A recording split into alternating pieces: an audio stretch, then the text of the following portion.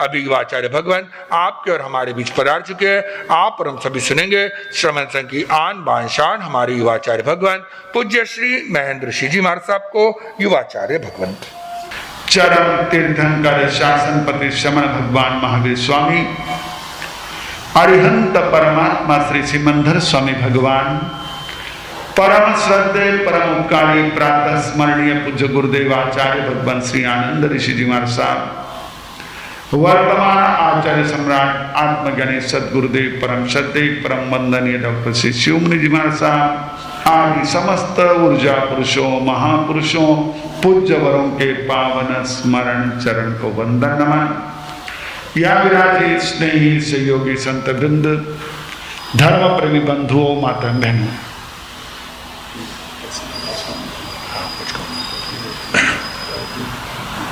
उल्लेख भी कर लेना व्याख्यान उसका उल्लेख भी कर लेना, 55 पहले कर लेंगे, फिर आपके पास में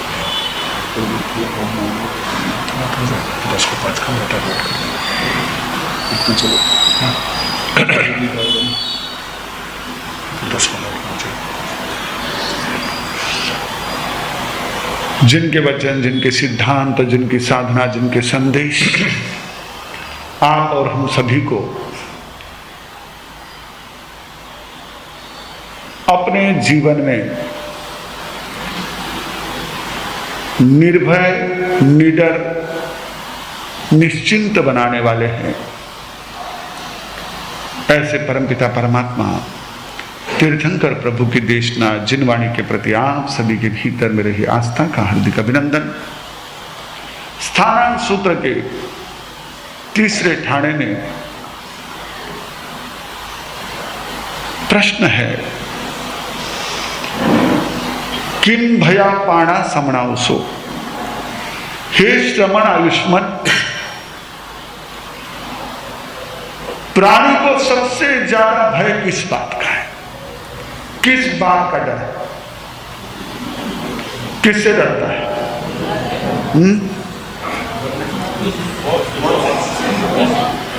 मौत तो एक बार ही आनी है,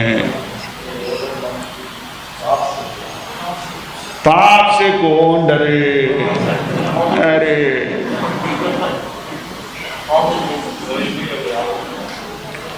सबको डर, सभी प्राणियों को, केवल आप मैं नहीं।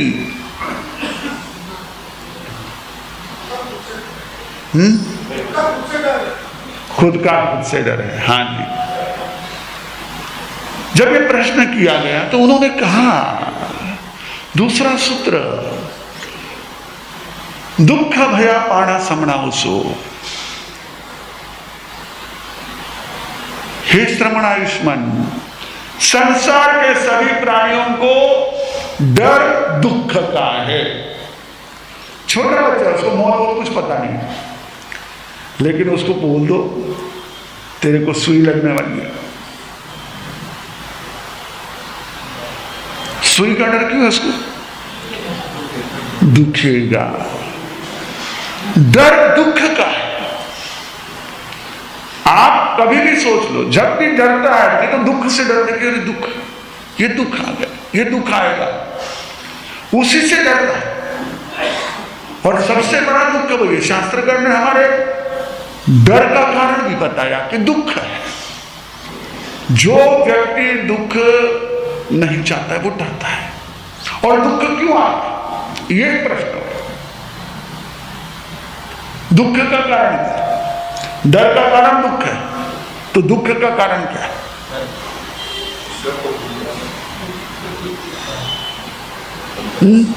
ईश्वर को भूल जाते हैं। हाँ जी, दुख का कारण क्या है? वो चर्चा में आपके सामने सूत्र के रूप में तो करूंगा ही, पहले एक छोटी सी कथा के माध्यम से करूं। कहते गांव में एक सेठ जी रहा करते थे। सेठ थे, सेठ का अर्थ ही वह होता है जो सबसे उच्च स्थान पर, श्रेष्ठ। और श्रेष्ठत्व जो है वो केवल पैसे से नहीं आता है, वो हमारे भीतर रहे हुए करुणा, सौहार्द, इन गुणों से आता है। तो सेठ जी जो थे गुण से संपन्न थे, दरिया दिल थे। कोई भी उनके पास जाता तो 100% उसकी समस्या का समाधान मिल जाता, हर तरह से उसको सहयोग करते। और सेठ जी अकेले ऐसे नहीं थे, उनकी 7 पीढ़ी ऐसी थी, 7 पीढ़ियों से सेठ थे, जिसको आप क्या कहते हो खानदान। वैसे खानदान नहीं थी, 7 पीढ़ियों से चला था। कोई भी आए तो उसको खाली हाथ नहीं जाने दे, भर भर के दे। सारा गांव उनके इस गुण से बड़ा ही एक तरह से उनके प्रति आस्था रखता था, समादर रखता था, आदर की भावना रखता था। सेठ जी के 3 बेटे थे। सेठ जी ने जब देखा कि अब मेरी उम्र भी हो गई है, शरीर थक रहा है, तो उन्होंने अपने 3 बेटों को कहा कि बच्चों, अब मेरा शरीर थक रहा है, कमजोर हो गया है, अब ये कभी भी छूट सकता है। मैं तुमको कुछ ऐसी एक बात बताना चाहता हूं जो आज तक मैंने नहीं बताई, क्योंकि वो पहले बताना ही नहीं चाहिए, पहले बताई नहीं जाती है। अब मुझे वो तुमको बताना जरूरी है, बहुत महत्वपूर्ण है। हम 7 पीढ़ी से पूरे गांव में एक अपना रुतबा बनाए हुए, पूरे गांव में हमारी एक तरह से बहुत मान्यता है, तो उसका रहस्य उसमें छुपा हुआ है। मैं तुमको कुछ बात बताना चाहता हूं, तुम आना। आने वाले समय में कुछ दिनों बाद चैत्र शुक्ल पूनम आ रही है। सेठ जी कह रहे हो, मैं भी कह रहा हूं ना, आपको हमारे साथ गिनती में गड़बड़ हो गई। कार्तिक पूनम आ रही है, चैत्री पूनम कहां बोल दिए, आपका दिमाग और अलग दौड़ता है। तो सेठ जी ने कहा कि कुछ दिनों बाद चैत्री पूनम आने वाली है। उस चैत्री पूनम के दिन रात को जिस समय चंद्रमा अपने पूरी कलाओं से खिला हुआ रहेगा, पूर्ण चंद्र की साक्षी से मैं तुम्हें कुछ रहस्य बताने वाला हूं, तो तुम जरूर आना। पर ये बात ध्यान रखना, ये केवल एक बार ही कर सकता हूं मैं। मुझे एक बार से ज्यादा इस बात को, इस रहस्य को बताने की परमिशन नहीं है, क्योंकि ये परंपरागत मेरे पास में जो भी कुछ समझ है, परंपरागत मिली हुई मुझे जो ये जानकारी है, मैं एक बार ही कह सकता हूं। तो तुमको उस दिन आना है। तीनों को कहा, तीनों ने सुना। दोनों बेटे जो थे, बड़ा और मझला, उन्होंने थोड़ा उपेक्षा कर दी, जाने दो, ये तो चलते रहता है, बूढ़े हैं, कुछ ना कुछ इनके दिमाग में आते रहता है। ये जानबूझ करके कुछ तो भी ऐसा एक सीक्रेट बता करके हमको ना ये बनाना चाहते हैं। उन्होंने उसको ज्यादा ध्यान नहीं दिया, बात आई गई, छूट गई। संयोग ऐसा बना, चैत्री पूनम के पहले 4 दिन पहले ही अपने मित्रों के साथ बैठे थे दोनों भाई, बड़ा और मझला। उस समय में ऐसी चर्चा चली। अब दोस्त दोस्त होते हैं, आपको तो पता है, आप सभी उनसे घिरे रहते हो, हमको तो कभी कभार मिलते हो। दोस्तों का प्लान बना, और यार पूनम आ रही है, थोड़ा एंजॉय करेंगे, गार्डन में जाएंगे, मस्ती करेंगे, खूब खेलेंगे कूदेंगे, आनंद आएगा। We will enjoy our life. मौज मस्ती की उनको सूझी। इन्होंने कहा हाँ बहुत अच्छा चलेंगे। अब इनके दिमाग से निकल गया कि पिताजी ने हमको बुलाया है।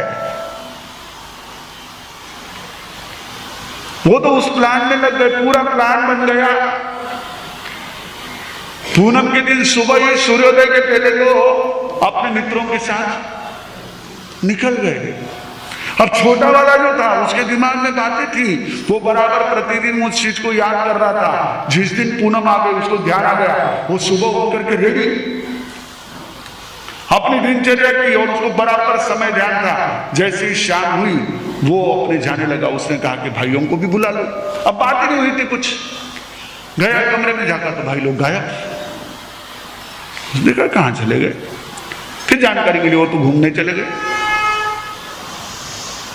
क्या करें? पिताजी के पास पहुंचा समय पर, जो समय उन्होंने दिया था समय पर पहुंचा। पिताजी छत पर थे, वहीं पर उनको बुलाया था। छत पर जाने के बाद उन्होंने कहा कि क्या बात है, तू अकेला आया, तेरे दोनों भाई कहाँ हैं? बोले पिताजी वो तो घूमने चले गए, कल सुबह आएंगे। अरे बोले मैंने इतना उनको बचा कर कहा था, इतना मैंने समझाया था कि तुमको किसी भी हालत में आना है, बहुत महत्वपूर्ण समय है। बोले पिताजी मैंने भी ढूंढा लेकिन नहीं मिले, वो तो चले गए।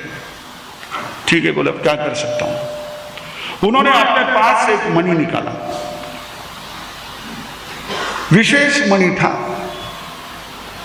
उस मणि की यह विशेषता थी कि जैसे ही चंद्र की किरणें उस पर पड़े, उसमें से पानी निकलता था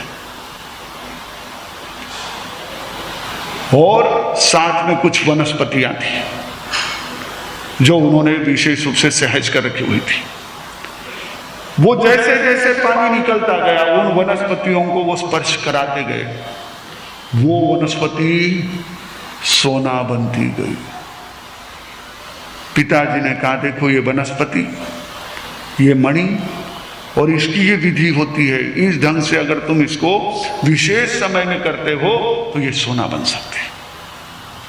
तो बोले पिताजी आपने बताया, लेकिन मैं इस बार चीज को एक बार करके बताऊं आपको? बोले बताओ। उसने एक बार वो सारी विधि करके बता दी। बोले बिल्कुल ठीक है, इसी ढंग से, और उसने सोना बना लिया। विधि पता चल गई, उसने विधि समझ ली, मणि पिताजी के पास ही सुरक्षित है। बात आई गई, वो चारों दोनों भाइयों को ध्यान में नहीं कि ऐसा कुछ था। वो तो अपनी मौज मस्ती करके आ गए, वापिस अपने रूटीन में आ गए। वो भूल भी गए कि इधर बुलाया था, किया था। 6 महीने बाद में शरीर थका हुआ था, कमजोर था, आयुष्य पूरा हुआ सेठ जी का। सेठ जी चल बसे, तीनों भाइयों में बंटवारा हुआ, सब समान रूप से बंटवारा कर लिया। बात आई मणि की। अब वो मणि के लिए तीनों में आपस में झंझट चलने लगी, मेरे पास चाहिए, मेरे पास चाहिए। छोटे बहन ने कहा जाने तो इनको लेने तो क्या फर्क पड़ता है, विधि तो मुझे ही पता है, इनको तो पता है नहीं। उसने कहा ठीक है ऐसा करते, 1-1 महीने के लिए रख लेते। बोले चलेगा। अब 1 महीने एक जने के पास रहा, दूसरे के पास 1 महीने के रहा, तीसरे के पास आया। उससे दोनों भाइयों को पूछा आपने इसका क्या किया? बोले एक ने कहा मैंने 1 महीने के लिए अपना रॉकेल बचा लिया, तेल बचा लिया, दिया लगाने की जरूरत नहीं पड़ी, रात को बहुत अच्छा उजाला होता था इसका। वाह। दूसरे को पूछा आपने क्या किया? अरे बोले मेरे घर में बहुत खटमल हो गए थे, दिन में दिखते नहीं थे और समय भी नहीं मिलता था, रात को इसके उजाले में 1-1 खटमल ढूंढ करके सारे खटमल निकाल दिए। अब तीसरा ये था, ये तो अपना पूनम के दिन गया, पूरी विधि करके सारे जो भी घास वगैरह थे वो ले आया था बाजार से, और बराबर उससे उसने सोना बना लिया। सोना बना करके जो है वो खूब आनंद से रहने लगा, लोगों को खूब बांटता था। अब ये देखिए क्या हो रहा है, ये इतना कैसे बांट रहा है, हमारे पास भी वही था, इसके पास भी उतने धन, ये बांटता कैसे, इसके पास इतना धन कहां से आता? उन्होंने पूछा उसको इतना धन कहां से आता? बोले याद है पिताजी ने बुलाया था। हाँ हाँ। तो आप लोग आए नहीं? बोले उसमें क्या इतना, ठीक है ना, नहीं आए तो क्या हुआ? बोले उसी दिन पिताजी ने विधि बताई। बोले फिर वापिस हमको कहा नहीं? बोले उन्होंने पहले कहा था कि एक बार ही बता सकते, अब कुछ नहीं कर सकते, और ये भी नहीं बता सकता, ये तो बंधा हुआ है। क्योंकि आपको पता है मैंने कहा था, क्या कहा था? सेठ जी ने कहा कि ये हम उस समय में बता सकते, आखिरी में, तब तक तो बता नहीं सकते, एक बार ही उस विधि को बता सकते हैं। अब क्या हो गए, ये सुखी हुए या किससे हुए? इनको केवल मौज मजा याद आ रही थी, उनको ये पता ही नहीं था कि ऐसा एक हमारे जीवन में अवसर आने वाला है। आज हमारी सोच ऐसी हुई, आप समझ लीजिए, हम केवल तात्कालिक सुख को देख रहे हैं, ये प्रमाद है। उस तात्कालिक सुख में हमारे जीवन के लिए उपयोगी, हमारे जीवन में हमेशा हमारे सहायक बनने वाले ऐसे तत्व को भूल रहे, प्रमाद के कारण। दुख किससे है? प्रमाद के कारण। केन कारणेन दुखम पमायणम समणाउसो, हे श्रमणायुष्मान प्रमाद के कारण है, तुमने टाल दिया। जिस समय जो काम सही रूप से कर सकते थे तुमने बात के लिए डाल दिया, तुम दुखी हो गए, तुम जिंदगी भर डरते रहोगे। ये सत्य है। These are core values। ये कोई केवल कपोलकल्पित बातें नहीं है। कथा शायद हो सकती है थोड़ा सा उदाहरण के रूप में, लेकिन ये शाश्वत सत्य है कि हम प्रमाद के कारण अवसर खो देते और फिर दुखी हो जाते, फिर डरते क्या करेंगे। अब जैसे बच्चों को देख लो, पढ़ाई का समय है, पढ़े नहीं, एग्जाम के समय, अब क्या होगा, कैसे होगा, मैंने पढ़ाई तो की, प्रमाद से खो दिया, दुखी हो गए, चिंता में आ गए, टेंशन में आ गए, क्योंकि प्रमाद के कारण दुख है। अगर प्रमाद नहीं करते, जो अलर्ट रह करके, जो जागृत रह करके अपना काम करता, अरे कभी दुखी होने का काम नहीं, हो गया, मैंने मेरा काम पूरा कर लिया, चलने दो। कई ऐसे हमने स्टूडेंट देखे, वो उनका पेपर पूरा फटाफट छुड़ा करके बैठे रहते आराम से। अब 2 घंटे के लिए रुकने को कहा तो रुके रहेंगे। अब उस समय इतनी कंपटीशन नहीं होती थी, अब तो 10 सेकंड में 100 सवाल के जवाब देने होते आगे 10 में, वो अलग चीज है। तो आराम से पेपर देकर के बैठे थे। जो अप्रमत्त रहा जीवन के प्रत्येक क्षेत्र में, चाहे साधना का क्षेत्र हो, चाहे आपका व्यवहार का क्षेत्र हो, अप्रमत्त हमारे सुख का, हमारे निर्भयता का कारण है। प्रमाद ही दुख का और भय का कारण है। आदमी इसीलिए भयभीत है, डरा हुआ है, क्योंकि मैंने किया तो कुछ नहीं। इसलिए हम कहते ना चोर की दाढ़ी में, वो इसीलिए प्रमाद वही है। जिसने प्रमाद किया वो दुखी है, वो डरेगा। जिसने प्रमाद नहीं किया वो क्यों दुखी है, वो क्यों डरेगा। गाड़ी अगर आपकी यहां से ट्रेन 5 बजे है और आप अगर 4:30 बजे स्टेशन पर पहुंचे तो आपको कोई टेंशन ही नहीं है। लेकिन आपको घर से निकलते निकलते देर हो गई, 4:45 हो गई, 4:55 हो गई, और फिर पहुंचते पहुंचते भी गाड़ी मिलेगी कि नहीं मिलेगी, मिलेगी कि नहीं मिलेगी, डरे आप, क्योंकि प्रमाद तुमने छोड़ दिया। अवसर था, टाइम देर बाद, बट इट इज गॉन। समय था, तुमने गंवा दिया। भगवान कहते दुख का कारण ये, जिसने नहीं गंवाया वो हमेशा के लिए सुखी है। हो गया नहीं, आई एंजॉयड इट, मैंने लिया, मैंने उसका अवसर लिया, मैंने लाभ लिया, जागरूक रहा, अप्रमत्त रहा। अप्रमत्त का अर्थ ये, अप्रमत्त का अर्थ है आपको अपने गोल को न भूलना, आपका अपने लक्ष्य की ओर निरंतर आगे बढ़ते रहना, विचलित नहीं होने देना चित्त को, अपने लक्ष्य को, अपनी दृष्टि को विचलित नहीं होने देना, ये अप्रमत्तता है।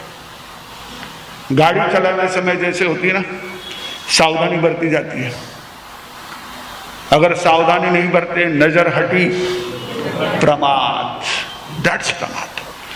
तुम्हारा लक्ष्य हटा, तुम्हारा लक्ष्य विचलित हो गया, तुम जा रहे थे कहीं, अचानक इधर उधर देखने में फिर मामला गड़बड़ा गया, निकले थे हरि भजन को, होटल लगे कपास, लक्ष्य भूल गए। प्रमाद वो है, टालना ये दूसरा है, लेकिन हम अपना लक्ष्य ही भूल गए। हम आए किस लिए, कर रहे किस लिए।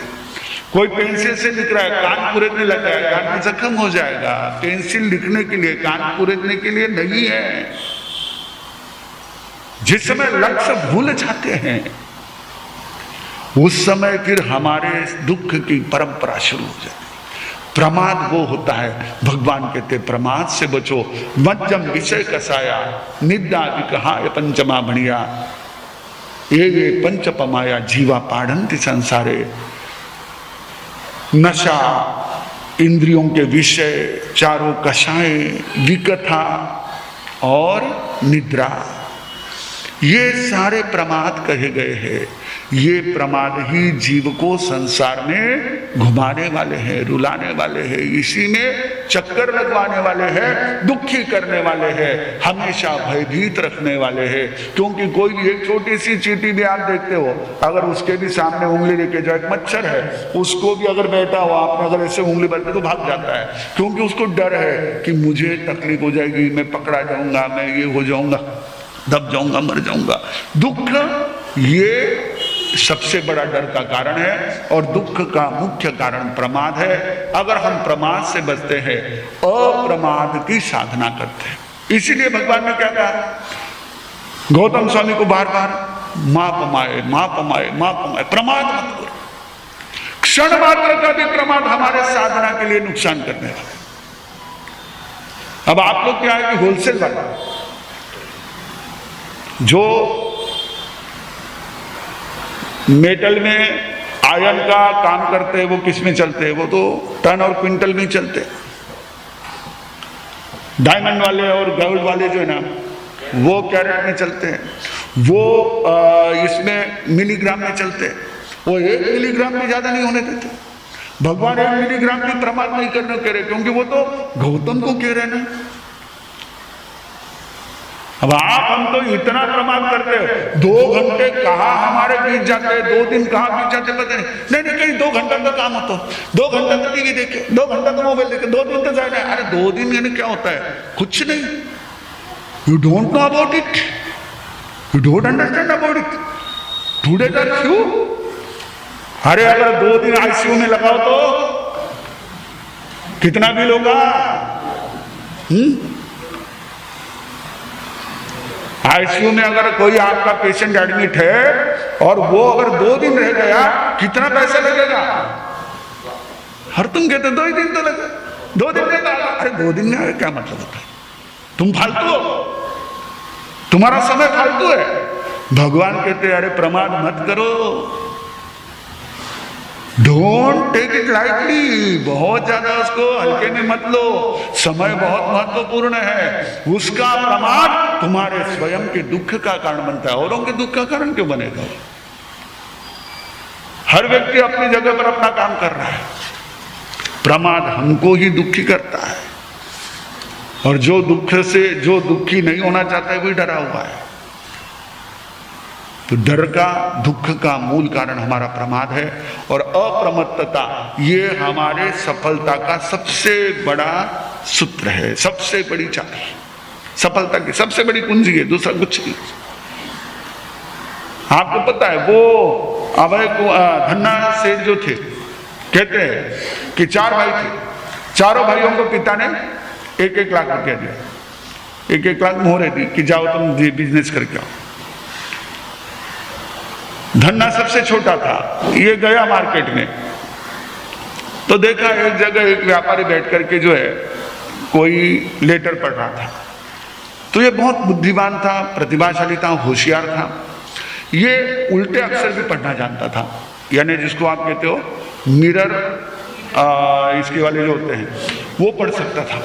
तो उसने पीछे से पढ़ लिया, मैसेज पढ़ लिया और तुरंत ही वो सेठ जी को अभिवादन करके वहां से निकल गया, फटाफट समुद्र किनारे पहुंच गया।